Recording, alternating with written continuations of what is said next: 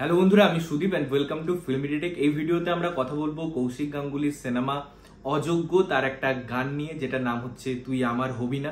এই গানটা আমার কেমন লাগলো এইসব বিষয়ে থাকবে আলোচনা। গানটা কেমন লাগলো তারও আগে বলবো যে নামের যে টাইটেল লেখা হয়েছিল সেখানে একটা পার্টিকুলার বানান, এই হবি না ব্যাপারটা নিয়ে বেশ সোশ্যাল মাধ্যমে কথোপকথন হয়েছে। কৌশিক গাঙ্গুলি দুবার জাস্টিফাইড করেছেন ব্যাপারটাকে। একবার তিনি এই বানানটা নিয়ে লিখেছেন এবং পরে তিনি অনেক অংশের মানুষ এটা নিয়ে দুঃখ পেয়েছে, তারা কথা বলেছে বলে তিনি তার ভুল স্বীকার করেছেন। এ ব্যাপারে আমি একটা ছোট্টই কথা বলবো। দেখুন, বানানের বিভিন্ন দিক হয়। আজকে যেরকম হোর্ডিং পরে আমি কখনোই এই জিনিসটাকে জাস্টিফাই করার জন্য বলছি না, চেঞ্জ হয়, এটা একটা বিবর্তন। এবং বাংলা ভাষাকে কখনোই একটা জায়গায় সীমাবদ্ধ করে রাখা যায় না। আমরা বিভিন্ন আঞ্চলিক ভাষার কথা জানি, আমরা বিভিন্ন বর্ণ বিপর্যয়ের কথা জানি। তো সেই জায়গা থেকে কোনো জিনিস হতেই পারে, তার একটা এক্সিকিউশন হতেই পারে। আমরা জানি কবিগুরু রবীন্দ্রনাথ ঠাকুরও কিছু কিছু শব্দ তৈরি করেছিলেন। আজকে এমন হতে পারে ফিউচারে আরো অনেক শব্দ তৈরি হবে। তো এগুলো নিয়ে এত বড় সিন ক্রিয়েট করার আমার মনে হয় দরকার ছিল না। বাট হ্যাঁ, যেটা আমার কাছে সব থেকে ভালো লাগার বিষয়, কৌশিক গাঙ্গুলির মতো মানুষ বলেই হয়তো এটা তিনি করেছেন। এত বড় একজন ডিরেক্টর হওয়া সত্ত্বেও তিনি তার ভুলটা স্বীকার করেছেন। যদিও সেটা ভুল কিনা সেটা একটা আলোচনা সাপেক্ষ ব্যাপার, বাট এত বড় মানুষের কাছ থেকে এই পোস্টটা ইটসেলফ ওই মানুষটা কত বড় সেটা প্রমাণ করে। কারণ ভুল অনেকেই করে, কিন্তু সেটাকে স্বীকার করে নেওয়া, এর মধ্যে একটা আন্তরিকতা থাকে, একটা স্বচ্ছ মন থাকে, এবং সেটা তিনি বারবার প্রমাণ করেন। তো আমি সত্যি খুব এটা ভালো চোখে দেখছি এবং আমার ব্যাপারটা খুব ভালো লেগেছে।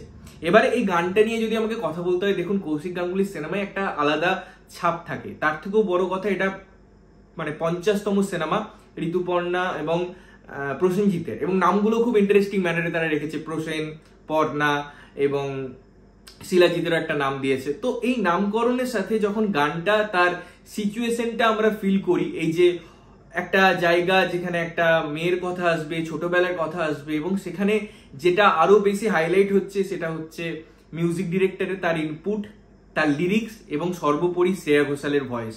এই সমস্ত এলিমেন্ট যখন এসেছে, যখন কৌশিক গাঙ্গুলির ভিশন এসেছে, যখন সিনেমাটায় ঋতুপর্ণা সেনগুপ্ত এবং প্রসেনজিৎ এসেছেন, একটা আলাদা মায়াবী অ্যাটমসফিয়ার ক্রিয়েট করে। এবং সিনেমাটোগ্রাফি, এই পুরো গানটাই যে দৃশ্যায়নগুলো আমরা দেখি, যে জায়গাগুলো দেখি, সেগুলো খুব সুন্দর। কালার প্যালেটিং খুব স্বচ্ছ, এবং যে ডার্ক ব্যাপারটা আছে, তার ফ্রেমিং এর পিছনে যে একটা অন্তর্নিহিত কথা থাকে, প্রত্যেকটা জিনিস তারা যে রিলেট করছে, যেভাবে হাগ করছে এবং পিছনে ঋতুপর্ণা সেনগুপ্তের ফটো দেখছে, প্রত্যেকটা জিনিস খুব রিলেভেন্ট। এবং প্রত্যেকটা জিনিসের মধ্যে তারা বেশি স্ট্রাগল করায়নি সিনগুলোকে, তারা খুব ছোট্ট ছোট্ট ইনপুট দিয়েছে, এবং ইনপুটগুলোর একদম প্রপার জাস্টিফিকেশন আছে, প্রপার রিপ্রেজেন্টেশন আছে, যার ফলে গানটা খুব সুন্দরভাবে আমাদের কাছে আসে। এবং গানটার মধ্যেও তারা যখন এই ভিডিও অডিও ভিজুয়াল মাধ্যমটা এনেছে, সেখানে ফলির ইউজ করেছে, যেখানে আগুনের সিন আসছে, তার ফলে ডিটেলিং তারা কোথাও মিস করেনি। এবং লাস্টে যেভাবে জিনিসটা এন্ড করে তারা ভিডিওটা, যেভাবে বিভিন্ন দিকে জারকে আমাদের নিয়ে যায়,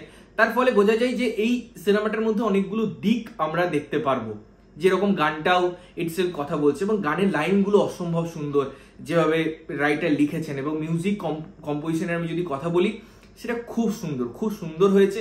এবং এর যে একসাথে সিঙ্ক হওয়ার ব্যাপারটার কথা যদি বলি, সেটাও খুব সুন্দরভাবে প্রপারলি এক্সিকিউট হচ্ছে। তো আমার গানটা খুব ভালো লেগেছে, এবং আমি তোমাদের অবশ্যই রেকমেন্ড করবো তোমরা গানটা স্ট্যান্ড অ্যালোন হিসাবে শোনো। এই গানটা সিনেমায় কোন জায়গায় পুট হয়, স্ক্রিন প্লেতে কোন জায়গায় গানটা বসে পড়ে গল্পটাকে এগোতে হেল্প করে, সেটা আমি সিনেমা দেখার জন্য এগারলি ওয়েট করছি।